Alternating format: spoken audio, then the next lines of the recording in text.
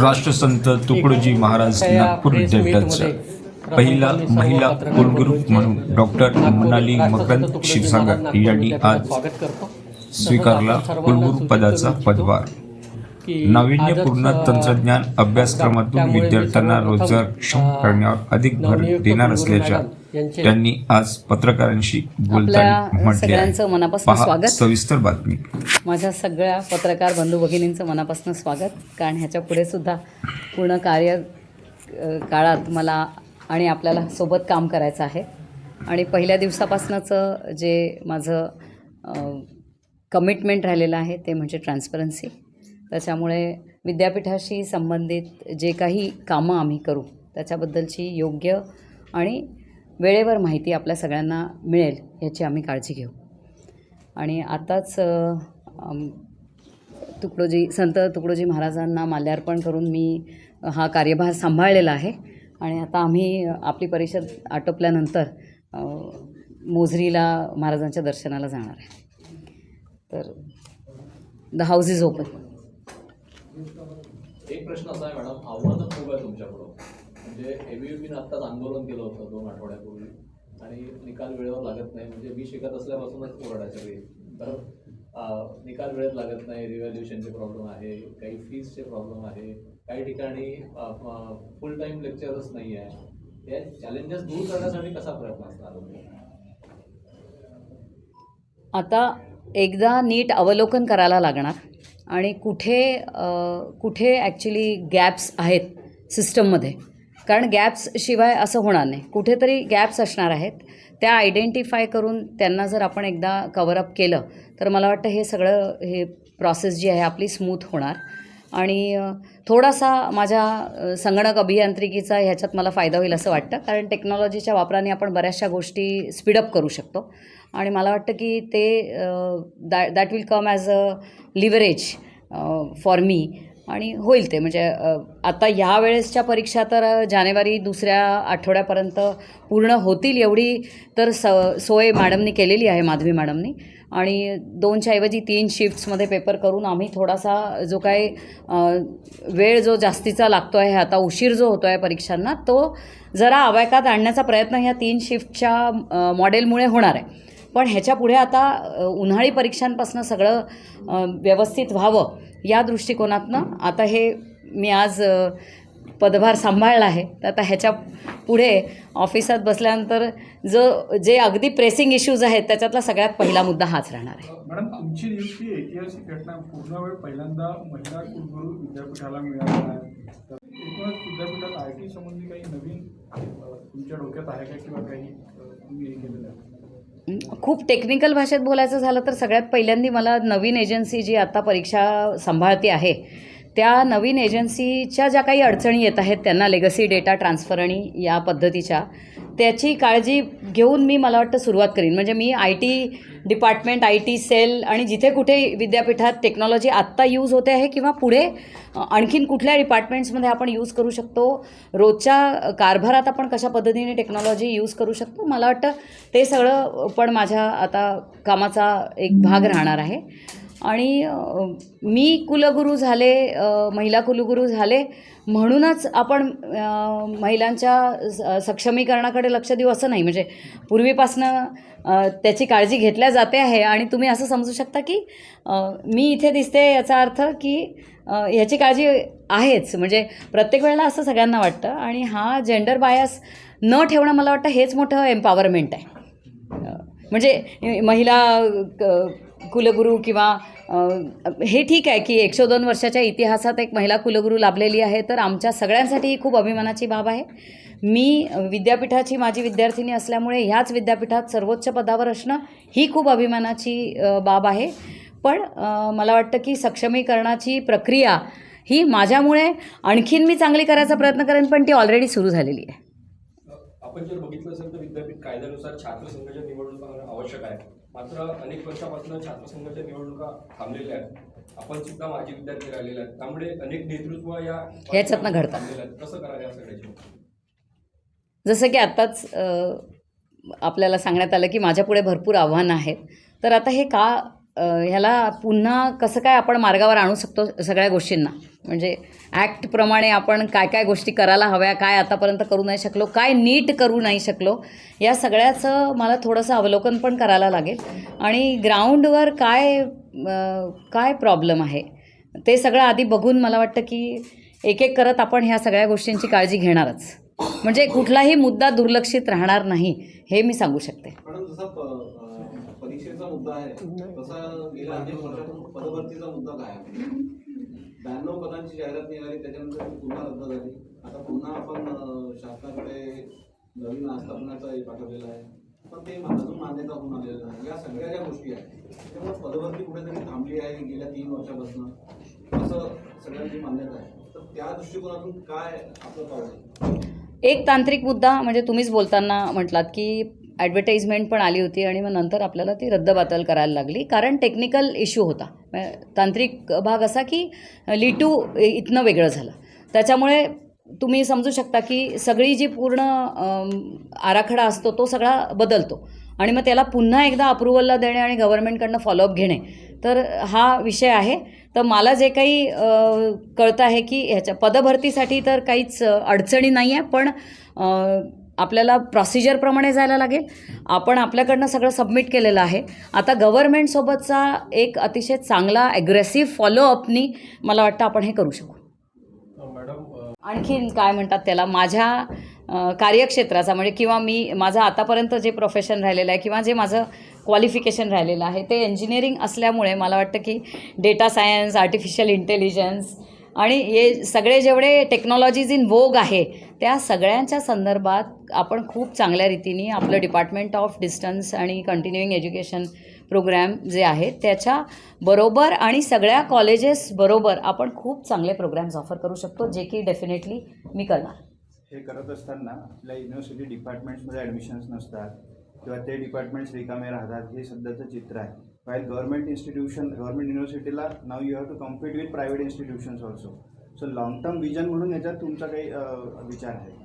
बिलकुल, कारण आता तुम्ही असं नाही म्हणू शकत प्रायव्हेट युनिव्हर्सिटीज जर तुमच्या कॉम्पिटिशनमध्ये आहे किंवा ऑटोनॉमस इन्स्टिट्यूशन्स जर तुमच्या कॉम्पिटिशनमध्ये आहे तर आपल्याला कात टाकणं खूप महत्त्वाचं आहे.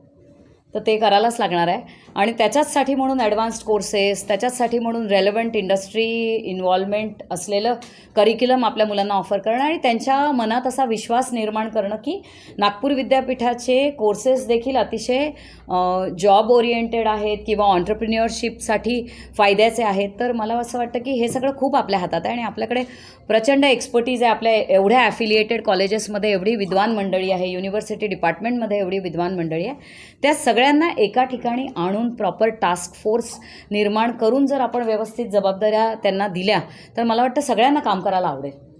दिशा देणं आवश्यक आहे. खूप जणांना एकत्र आणायचं आहे तुम्हाला, म्हणजे बाकी काय हरकत आहे म्हणजे नाही याच्या ॲडमिशनच्या संदर्भात मॅडम, पण फॉरेन स्टुडंट्स आपल्याकडे 0 आहेत. म्हणजे एकेकाळी आपल्याकडे नेल्सन मंडेला जे हॉस्टेल होतं तर ते तिथे फॉरेन स्टुडंट हा आहे, कन्सर्न आहे. एकही स्टुडंट आता नाही आहे म्हणजे मागच्या अनेक वर्षांमध्ये. तर मला वाटतं म्हणजे असं काहीतरी आपण इफ वी कुड अट्रॅक्ट फॉरेन स्टुडंट याच्यासाठी नेमली होती बागे सिनेटमध्ये. बिलकुल नाही, आता ह्याच्यावर पुन्हा काम ह्याच्यासाठी करायला लागेल कारण आता एवढ्या वर्षांमध्ये आपल्याला प्रत्येक देशाच्या सुद्धा काही असे एरियाज असतात जिथे त्यांना मनुष्यबळ विकासाची गरज असते आणि म्हणजे काही देशांमध्ये फार्मसी एज्युकेशनला फार महत्त्व आहे. त्याच्यामुळे ती मुलं जर आपल्या देशात आली आणि त्यांनी चांगलं फार्मसी एज्युकेशन घेतलं आणि अनायसे आपलं फार्मसी डिपार्टमेंट, मी हे फक्त उदाहरण म्हणून देते म्हणजे it is no bias against any other department, पत्रकारांसमोर थोडं सांभाळून राहावं लागतं म्हणून हे मी स्पष्ट केलं. तर या सगळ्या प्रोसेसमध्ये असं आहे की प्रत्येक डेमोग्राफीची काय गरज आहे ह्याचं जर आपण थोडासा अभ्यास केला आणि त्या पद्धतीने जर आपण विद्यापीठाला पोझिशन केलं तर मला वाटतं आपल्याला इंटरनॅशनल मुलं मिळायला काही त्रास होणार नाही. पण ते everything will be a result of organised efforts. आपण नुसतं बोलून किंवा आम्ही असं करू आम्ही तसं करू ह्याच्यानी काहीही होणार नाही आहे. रिझल्ट ओरिएंटेड काम करण्यासाठी ऑर्गनाइज्ड एफर्ट्स हवं, रोडमॅप हवा, प्रॉपर जबाबदाऱ्या हवा, अकाउंटेबिलिटी हवी आणि त्या अनुषंगाने रिझल्ट आपोआप येणार. तर ते आपण करूच म्हणजे कारण इन्क्लुझिव्हिटी, आउटरीच ह्यामध्ये स्ट्रॉंग होणं आवश्यक आहे. NIRFचं रँकिंग जर वाढवायचं असेल, QS रँकिंगसाठी अप्लाय करायचं असेल तरीसुद्धा 50% वेटेज रिसर्चला आहे. रिसर्च प्रोफाईल बिल्ड करणं आवश्यक आहे आणि चांगल्या रिसर्च क्रेडेन्शियल असलेल्या विद्यापीठांमध्ये मुलं नक्की येतात. तर खूप काम आहे, होईल. त्या अनुभवाचा आणि ज्ञानाचा उपयोग विद्यापीठाला कशा पद्धतीने करता येऊ शकतो हे सतत मी विचार करते आहे. म्हणजे त्या अनुषंगाने मी डिस्टिंग्विश लेक्चर सिरीज होऊ शकते, कुठल्या लॅबोरेटरीज त्यांच्यातर्फे होऊ शकतात, कशा पद्धतीने आपण त्यांना प्रोफेसर ऑफ प्रॅक्टिस म्हणून ऑनबोर्ड करू शकतो, असे अनेक प्रकारचे विचार माझ्या मनात अगदी सुरूच आहेत. आणि तुम्ही खूपच माझ्या मनातला प्रश्न विचारला, तर हा मुद्दा डेफिनेटली आहेच. म्हणजे एक्झामिनेशन या सगळ्यात तुम्ही म्हणताय ते बरोबर आहे. काही ट्रान्झॅक्शनल इश्यूज राहतील which need the attention, very immediate attention. As I said, these are all pressing issues. So I definitely cannot ignore all these issues because they are for the immediate good of our students.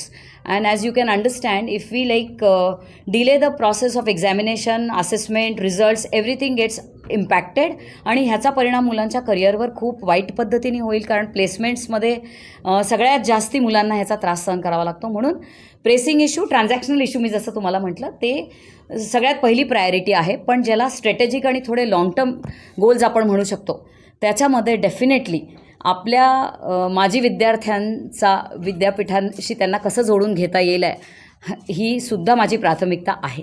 कारण बदलण्यामध्ये VLIT आणि even LITU त्याच्यामध्ये त्यांच्या ॲल्युमनाय असोसिएशननी खूप मोठं काम केलं, खूपच मोठं काम केलं. सारंग त्यांचं खूप मोठं काम आहे.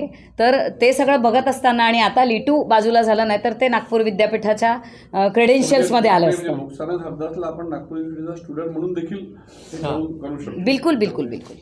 मॅडम एक प्रश्न विद्यार्थ्यांबाबतचा मॅडमने आणली. या दोन्ही परीक्षांच्या गुणवत्तेत फार प्रचंड तफावत आहे. म्हणजे कॉलेजच्या लेवलवर येणारे विद्यार्थी हे जेव्हा 70% घेतात, तेच युनिव्हर्सिटीच्या परीक्षेत फक्त 35%ही घेऊ शकत नाही, अशी परिस्थिती आहे. पण या सगळ्या गोष्टी आपण गुणवत्ता कशी मेंटेन करणार? पण बघा, जर एवढं ग्रॉस इरेग्युलॅरिटी राहिली असती ते तसं नाही आहे. म्हणजे ते बऱ्याच वेळा ना समजण्यात आपण जरा नंबर्समध्ये थोडा प्रॉब्लेम होतो. मुळातच जर 100 असेल तर 100 मार्क असतील तर त्याच्यातले इंटरनल आणि एक्सटर्नल असा विषय असतो. म्हणजे मुख्य परीक्षा जी विद्यापीठ राबवते आणि जी इंटरनल एक्झामिनेशन असतात 20, तर ह्या दोनमधला तो फरक आहे.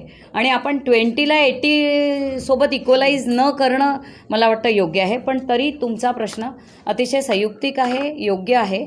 आणि ॲफिलिएटेड कॉलेजेसमध्ये गुणवत्ता कायम राहावी ह्याच्यासाठी सुद्धा विद्यापीठ अनेक उपाययोजना करू शकते, मेकॅनिझम्स डिप्लॉय करू शकते. जसं की ॲकॅडमिक ऑडिट्स, मॉनिटरिंग यासारखे इनिशिएटिव्स आहेत.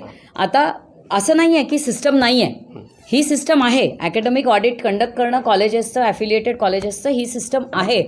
पण ती सिस्टम इफेक्टिव्हली राबवल्या जाणं हे जास्त महत्त्वाचं आहे. तर मला असं वाटतं की सिस्टम इम्प्लिमेंट जेवढ्या ऑलरेडी इथे आहेत त्याच्यात काय आणखीन सुधारणा करू शकतो ते मला बघायला लागणार आहे. आणि त्याच्या अनुषंगाने ह्याचं इफेक्टिव्ह इम्प्लिमेंटेशन सगळ्या कॉलेजेसमध्ये आपण कशा पद्धतीने करू शकतो, एक प्रॉपर शेड्यूल देऊन, म्हणजे कॉलेजेसना पूर्वकल्पना देऊन की जुलैच्या दुसऱ्या आठवड्यात किंवा जून आणि जुलै या महिन्यांमध्ये ज्यावेळेला थोडा लीन पिरियड असतो आणि नवीन सेशन सुरू व्हायचं असतं त्याच्या आधी कसं एक वेळेला हे मॉनिटरिंग केलं जाऊ शकतं. ह्या पद्धतीने आपण या गोष्टींना निश्चितच आत्ता ज्या स्थितीत आहे त्याच्यापेक्षा चांगल्या स्थितीत पोहोचवू शकतो. अभी मेरे पास 2 तासाचे जे पेपर आहेत हां, ते दिवसातून 3 वेळा घेते आणि 1357 ही कॉलेज घेते. 1357 कॉलेज घेते, त्याच्यामुळे कॉलेजला इझी होईल. आणि 2 तासाचे एका दिवसात जे 6 तासाचा टाईम स्पॅन आहे 9:30 ते 5:30मध्येच 3 शिफ्ट होईल. जनरेशन ही काळाची गरज आहे. कारण आत्तापर्यंत आपण affiliated colleges particularly engineering domain आणि ऑटोनॉमस पण होत आहेत, ते इंजिनिअरिंग कॉलेजेस ऑटोनॉमस होत आहेत. त्याच्यामुळे तुमचा जो मेजर चंक आहे रेव्हेन्यूचा तो इम्पॅक्ट झालेलाच आहे, याच्यात काही वाद नाही. पण ह्याच्यासाठी आता जर तुम्ही डॉट्स कनेक्ट करू शकलात, तर जरा वेळापूर्वी मला प्रश्न विचारण्यात आला होता की आपली मुलं डिपार्टमेंटमध्ये ॲडमिशन्स नाही किंवा तुम्ही मॅडम टेक्नॉलॉजी संदर्भात काही कोर्सेस कराल का, तर हे सगळे त्याच्याचसाठीचे प्रयत्न आहेत.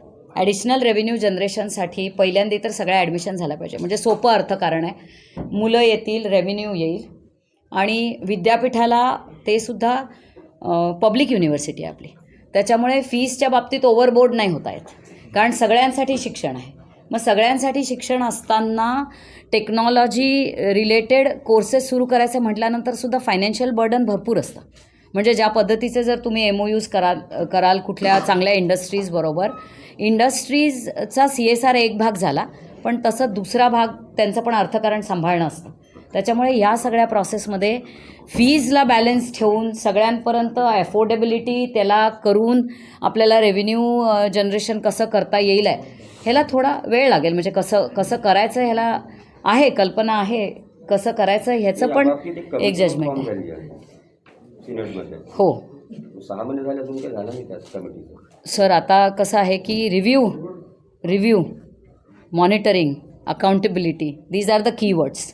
कमिटीज बनल्यानंतर जर त्यांना नाही विचारलं की तुम्ही काय केलं नाही होणार. लक्ष एक प्रश्न राहिला तर प्रॉपर्टीज ज्या आहे विद्यापीठाच्या त्या खूप साऱ्या आहेत. म्हणजे सिम्बायसिस वगैरे 200 एकरमध्ये आहे, आपण 1000 एकरमध्ये आहोत. हे 1000 एकरच्या पलीकडे म्हणजे रामदासपेठमध्ये एक तुलीच्या बाजूला एक प्रॉपर्टी आहे, डिस्प्यूटमध्ये आहे. मेट्रोला आपण एक भाड्याने बंगला दिला आहे, तो परत आला आहे की नाही माहीत नाही. एक कोर्ट केस सुरू आहे खाली, माझी कोणी अधिकारी त्यांची केस नातेवाईक कोणी राहतात. त्यानंतर कामठीला एक आपली प्रॉपर्टी आहे. एकीकडे आपण एवढे कनानला त्यामुळे आपण एकीकडे कोट्यवधी रुपयाची संपत्ती आपल्याकडे असतात. याच्याबद्दल अपडेट आहे सर, सांगू शकतो याच्या संदर्भात तुमच्या आठवणीसाठी तुम्हाला माहित नसेल तर नाही म्हणून मी किती आय एम सो हॅपी की मला कशी अशी पटपट माहिती मिळते. म्हणजे even I don't have to read and not to take briefing from anybody. And thank you for providing me with such kind of information. श्रीमंत आहे नागपूरच्या नाही तुम्ही जमीनदारांपैकी तुम्ही Nagpur with the yes please go ahead sir. With the permission of honourable vice chancellor मी आपल्याला सांगू इच्छित. डीन आणि कुलगुरू भरतीची प्रक्रिया सुरू, बरेच लोक रांगेमध्ये आहेत. तुम्ही कधीपर्यंत प्रक्रिया सुरू करणार? नवीन कुलगुरू आणि डीन मला असं वाटतं डायरेक्टर पण नाही. एक्झॅक्टली म्हणजे ह्याच्यात जेवढ्या लवकरात लवकर शक्य होईल असंच मी म्हणेल. कारण याला ASAP हे म्हणू शकते मी. म्हणजे 5 तारीख 10 तारीख असं नाही देऊ शकत. ASAP असं म्हणू शकते, कारण मला पण कळतं आहे की तसं रेग्युलर टीम नाही आहे. इतके ॲडिशनल चार्जेस असताना सिस्टम तेवढ्या इफेक्टिवली काम नाही करू शकत. तर मला याची जी गंभीरता आहे ती मला अगदी कळलेली आहे. आणि लवकरात लवकर नावं राज्यपालांकडे अगदी म्हणजे तुम्ही समजू शकता की मी आजच आले आहे, तर मला म्हणजे अजून सगळ्यांची माझी ओळख होणे आणि त्याच्यानंतर कोणाचं कसं काम आहे किंवा इथे डिपार्टमेंट्समध्ये कसं काम आहे. आणि जर आपण म्हणतो आहे की आपल्याला चांगल्या माणसांना नेमणूक करायची आहे, तर मला वाटतं थोडा वेळ मला पण घ्यायला लागेल. प्रो VC पण हो अगदी म्हणजे जेवढे काही को टर्मिनस पदं होती किंवा ॲडिशनल चार्जची पदं होती त्या सगळ्यांना नियमित करेपर्यंत आपण फार अपेक्षा नाही ठेवू शकत की सगळं काम खूप चांगलं होईल. हां तर आता प्रक्रिया पण बघायलाच लागणार आणि चांगल्या मनुष्यबळाची फार गरज आहे. तर त्याच्याबद्दल जे काही करता येईल ते सगळं करू. पण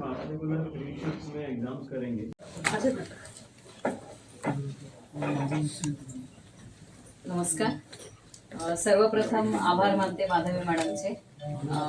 मी जरी त्यांना कधी भेटले नसले तरी सुद्धा त्यांच्या कार्याचा आढावा मला अतिशय त्यांचा अभिमान पण वाटायचा, कारण त्या ऑलरेडी प्रशासकीय सेवेत आहे. त्यांच्या स्वतःच्या अनेक जबाबदाऱ्या सांभाळून त्यांनी केले आणि जसं मॅडम म्हणतात की एक छान सुंदर सिनर्जी असलेली टीमसुद्धा त्यांनी निर्माण केली, ज्याचा आपले माननीय पंतप्रधान नरेंद्रजी मोदी यांनी जो विकसित भारत 2047चं व्हिजन आपल्या सगळ्यांसमोर ठेवलं आहे आणि त्या धर्तीवर सगळ्या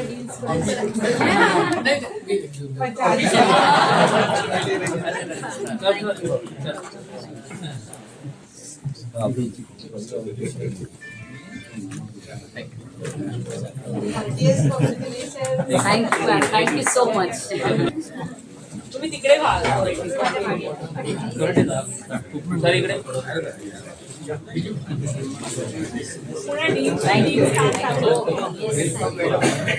थँक्यू सो मच.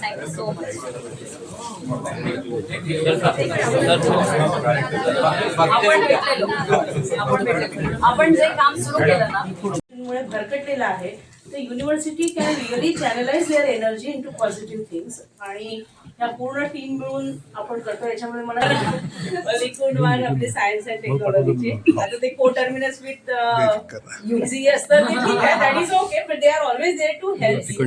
मग आपले राज्यपाल नामित व्यवस्थापन परिषदेत करीन कारण म्हणजे आता मी 2010 पासून आहे 10च्या पोस्टिंग पासून.